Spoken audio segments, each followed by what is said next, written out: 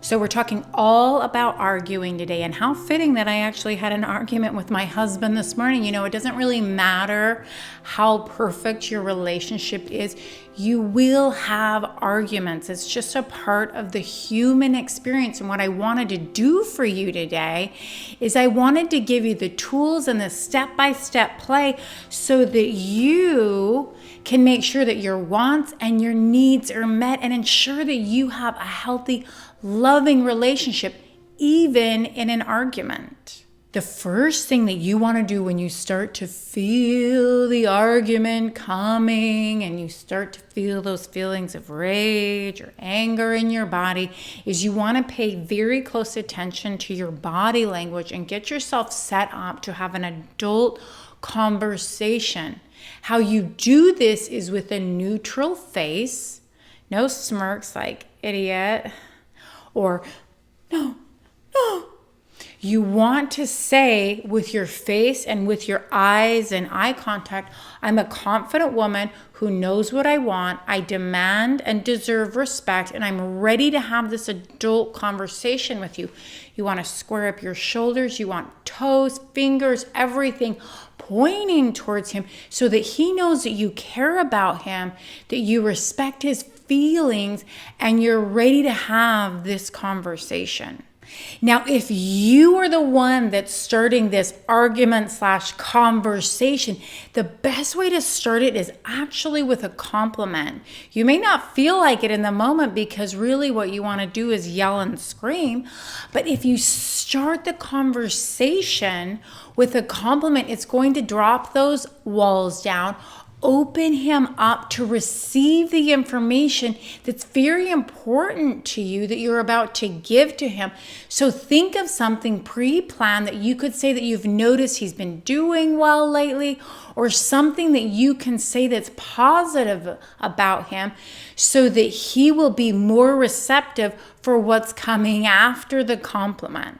So once he's opened up from our compliment that we've given him, then what you want to do is you want to express to him the importance of what you're about to talk to him about. And you want to let him know, hey, I need some time to tell you how I'm feeling. I will give you time to express your feelings back. But if you could just give me some time right now, uninterrupted, to tell you how I'm feeling. And then as you move into it, the first thing you want to say to him to start any argument is, I feel.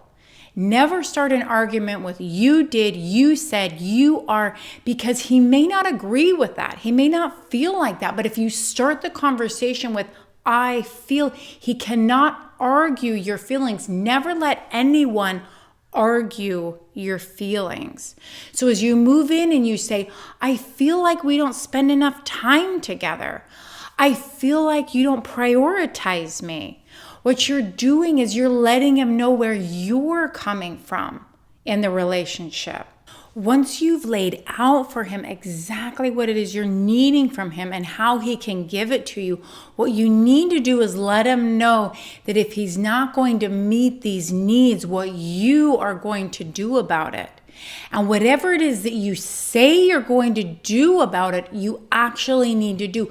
You need to follow through. It's not about threats.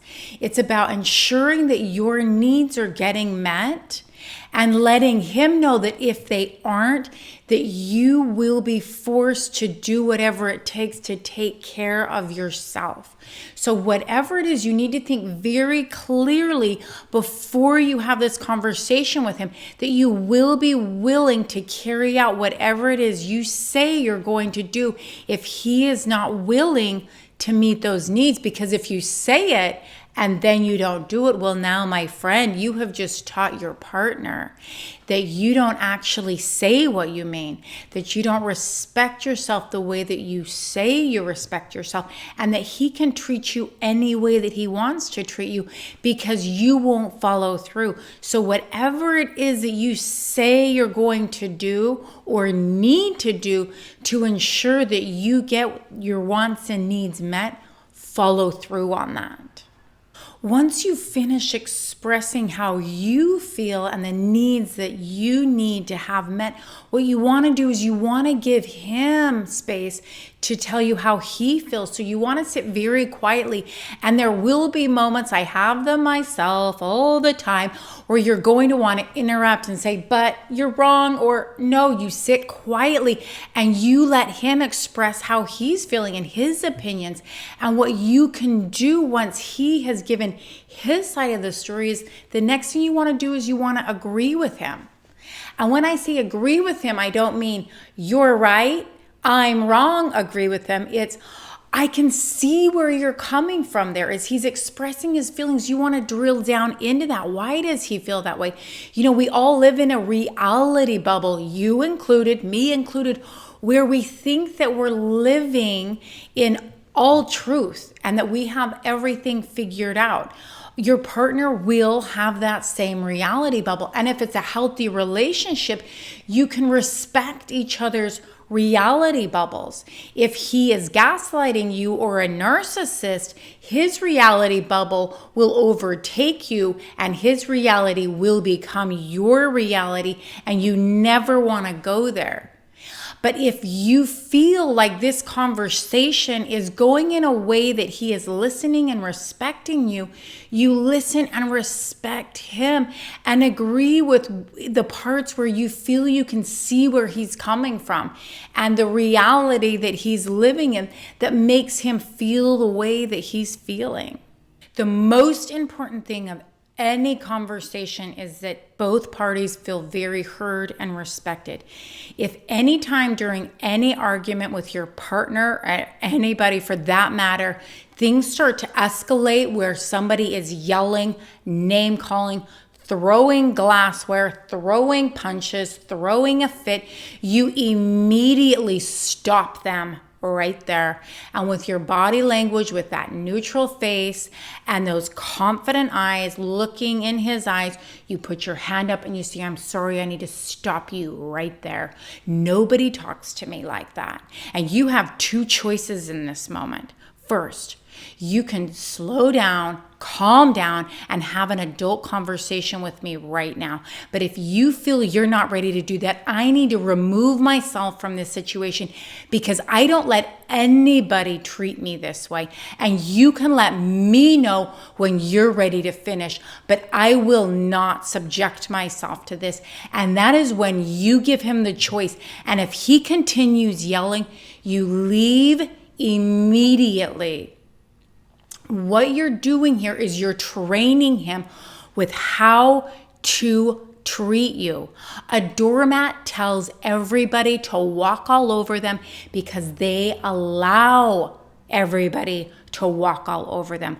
A confident, strong woman who demands respect does not allow somebody to yell at her, name call, get physical with her. There is never a reason that you should ever fear your partner or feel disrespected. Ever, end of story. It doesn't matter how mad he is, what you've done. There is never a reason for it, and never allow for it to happen in your relationship. Once you've finished the conversation, it is a success if both parties feel that they've been heard, if both parties feel like they've been understood, even if you don't come to an absolute agreement about what it is the next step is. If both parties felt like they were loved and connected on a level that they needed to connect on to move forward in the relationship, it was a success. Never ever let your feelings be argued, and never argue somebody else's feelings. Always get very clear with somebody what it is that you need from them so that they can give that to you, and never ever allow yourself to be disrespected during an argument because you deserve so much more. If you like this video, in the comments below, let me know what it is that you've learned from today.